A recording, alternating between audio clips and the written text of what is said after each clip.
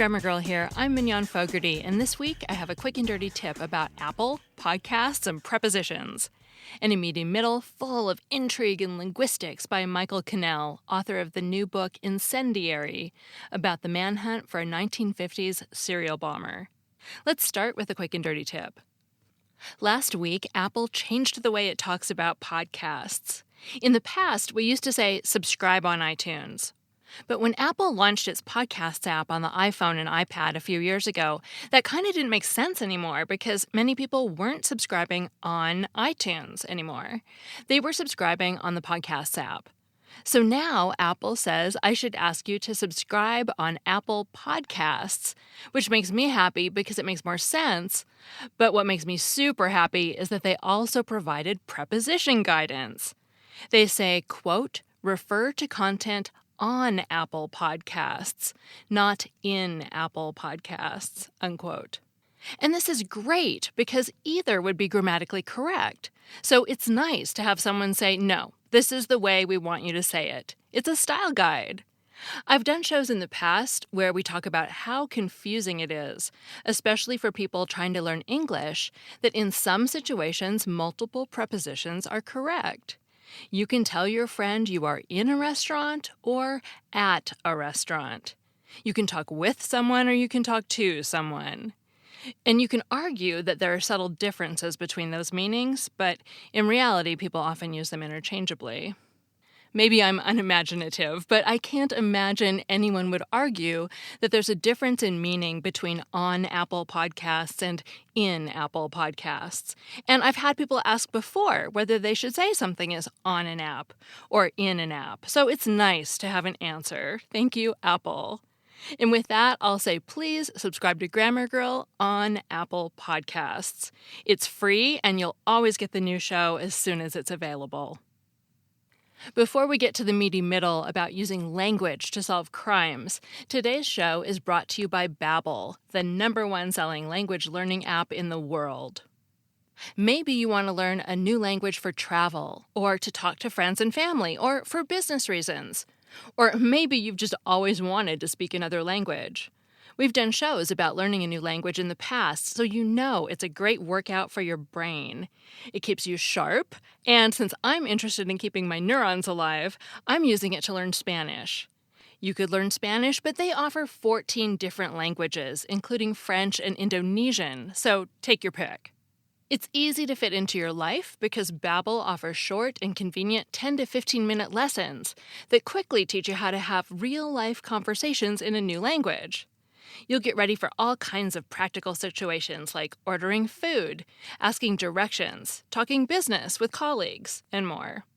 Did you forget the language you learned in school? Well, Babbel will get you speaking right away, and its interactive technology is so effective you'll remember what you learn.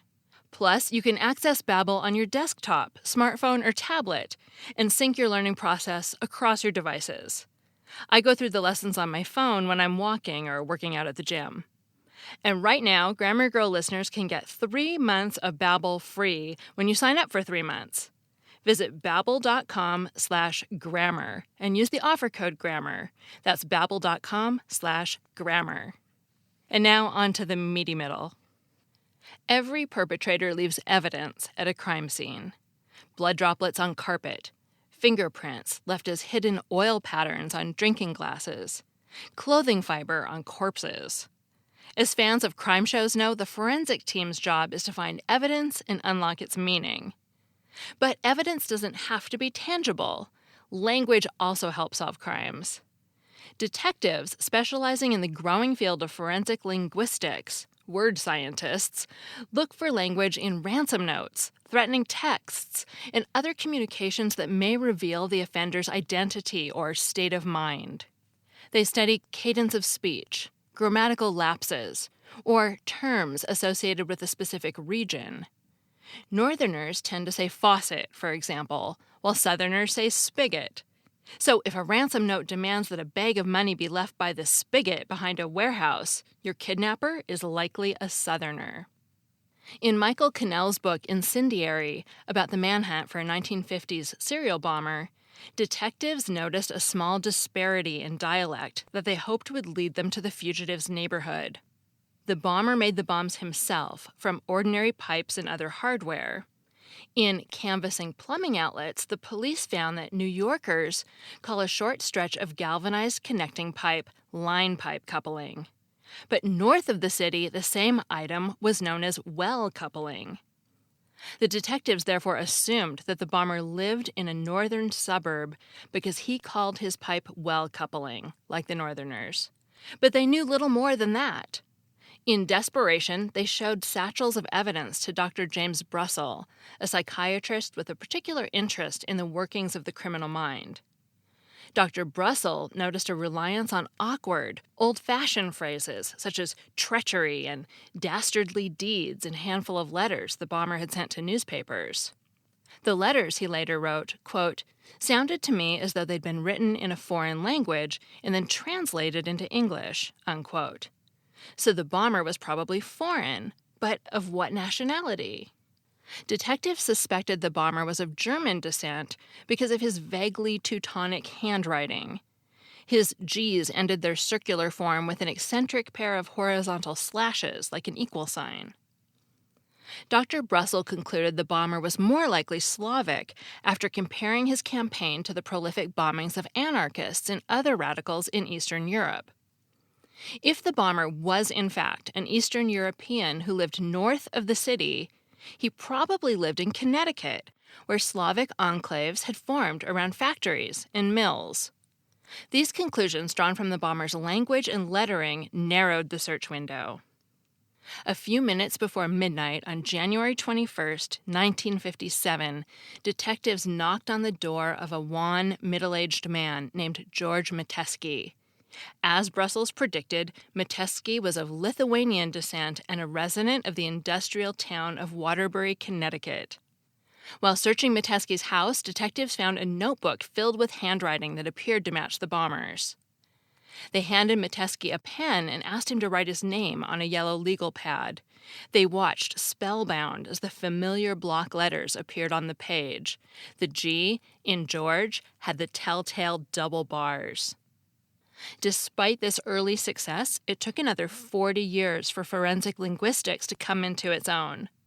In 1995, the New York Times and Washington Post published the notorious Unabomber's rambling 35,000-word manifesto.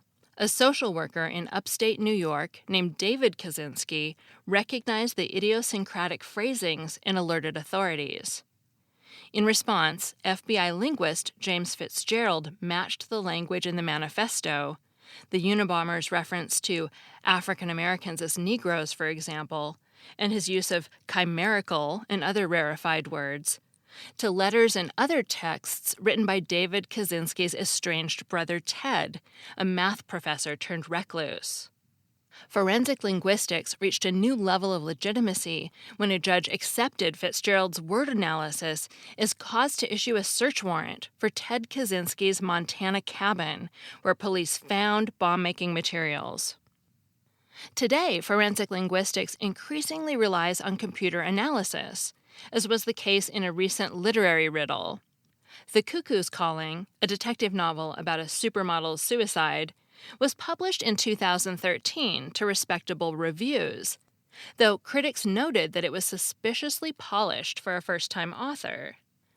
The book was written by a retired member of the Royal Military Police under the pseudonym Robert Galbraith, or so it was assumed until the Sunday Times of London received an anonymous tweet claiming that J.K. Rowling was the real author.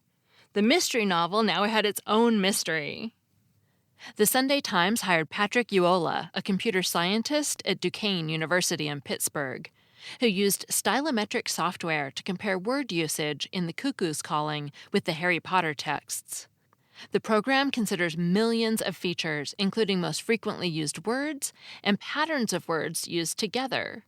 Writers can choose to express an idea with a few precise words or a bunch of common, general ones, Uola wrote in Scientific American. We're not even conscious of many of these choices. Most linguists would agree that we're unaware of the language habits or idiolects which identify us as indelibly as retina scans or DNA.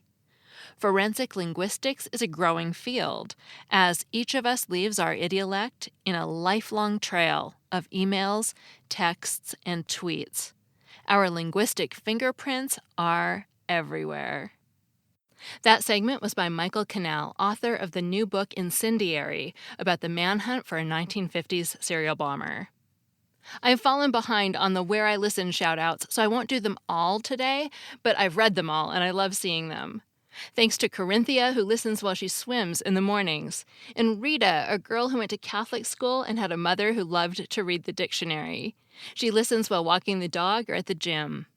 Hello to Ailmel, who listens in her free time, and Via Ramani, who listens while walking on the second longest beach in the world, Marina in Chennai, India, and he sent a beautiful picture. And finally this week, a shout out to Sean Chio, who listens on long flights between Hong Kong and Tel Aviv. I'm Mignon Fogarty, better known as Grammar Girl. You can find a transcript of this podcast and all my other Grammar Girl articles and podcasts at quickanddirtytips.com.